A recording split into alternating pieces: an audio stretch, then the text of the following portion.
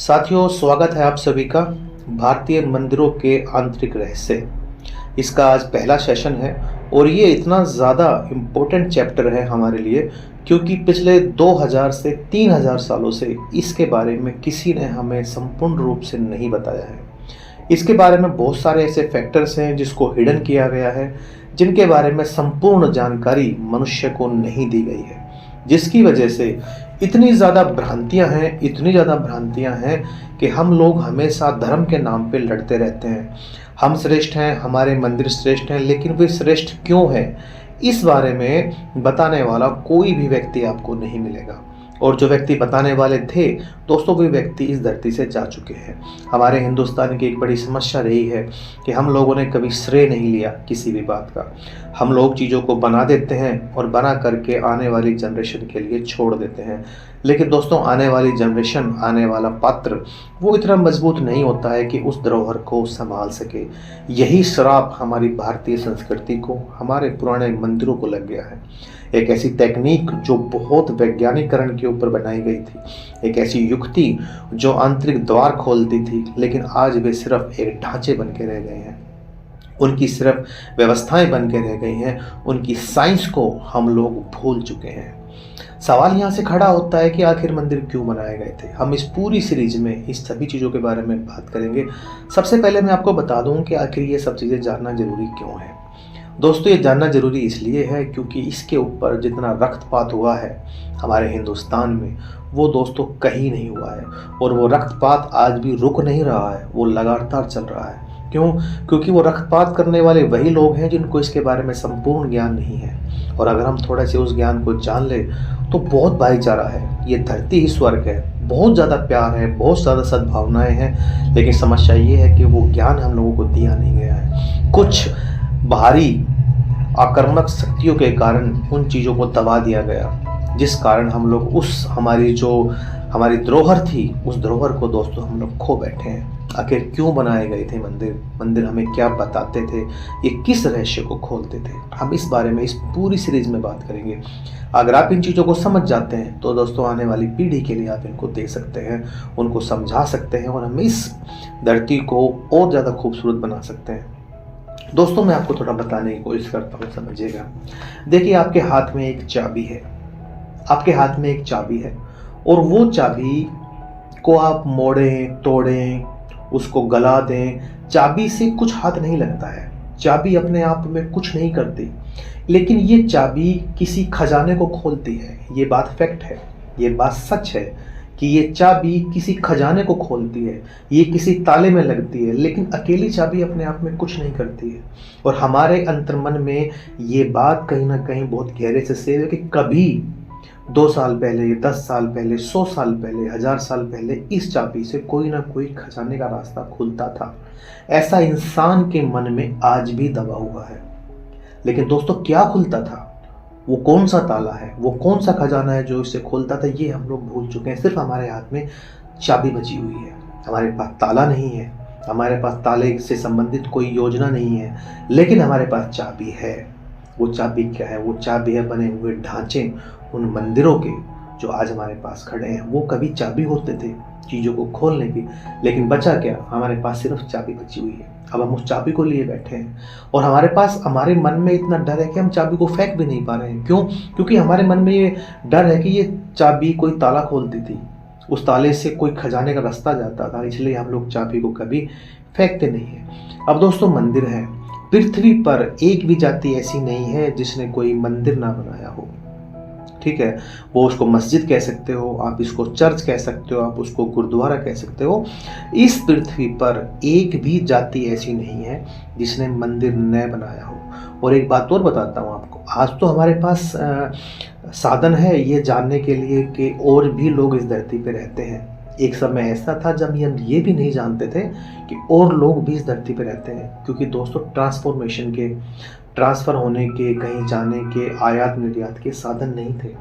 जो लोग जिस देश में, जिस जंगल में जहाँ रह रहे हैं, सब लोग वहीं पे रहते थे। लेकिन उन लोगों में एक चीज़ कॉमन थी, हर व्यक्ति ने, हर जाति ने इस धरती पे मंदिर जरूर बनाया है।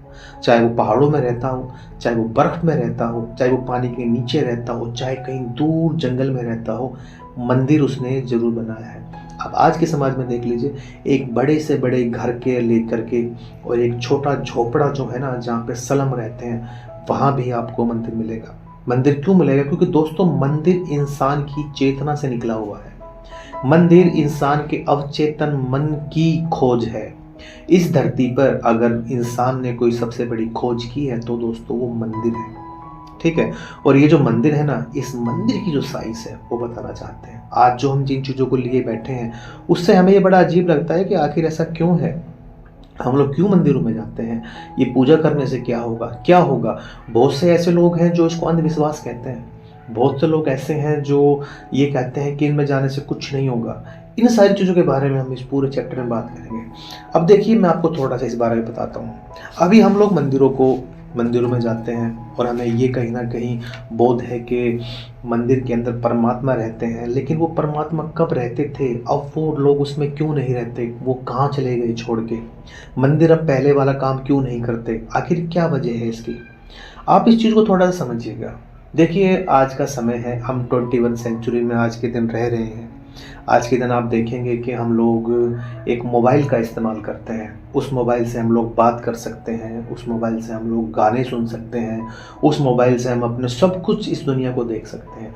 सपोज करके देखिए, अभी कोई वर्ल्ड वार हो जाए, अभी दुनिया में जो है लड़ाइयाँ छिड़ जाएं, एक देश दूसरे देश को मारने लग जाएं, लोग बम फेंकने लग जाएं, परमाणु बम फेंकने लग जाएं, तो सबसे पहले क्या होगा?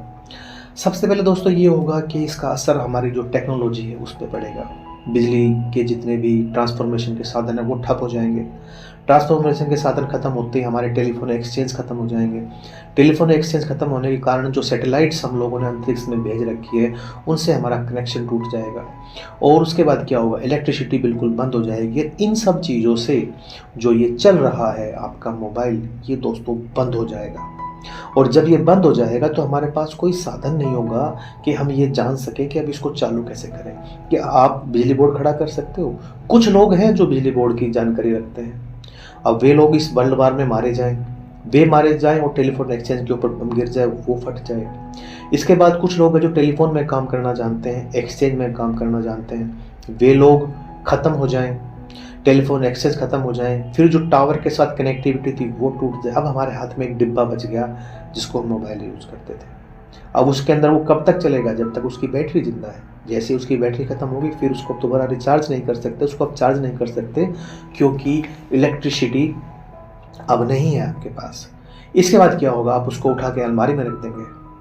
अलमारी में रख देंगे, आप उस मोबाइल को दोबारा ऑन नहीं कर सकते क्योंकि इलेक्ट्रिसिटी नहीं है।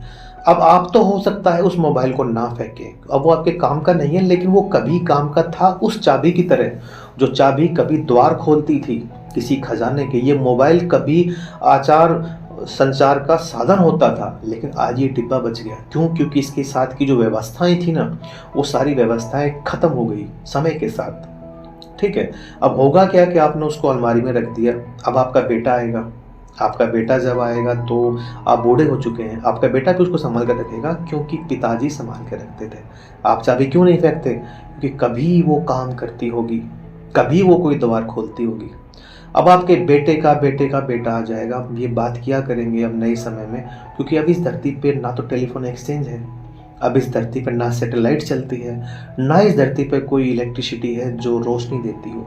तो अगर रोशनी किसी ने पैदा कर भी दी तो हो सकता है वो टेलीफोन एक्सचेंज ना पैदा कर पाए। अगर टेलीफोन एक्सचेंज पैदा कोई कर भी दे तो हो सकता है मोबाइल खड़ा ना कर पाए, वो टावर को दोबारा स्टार्ट ना कर पाए।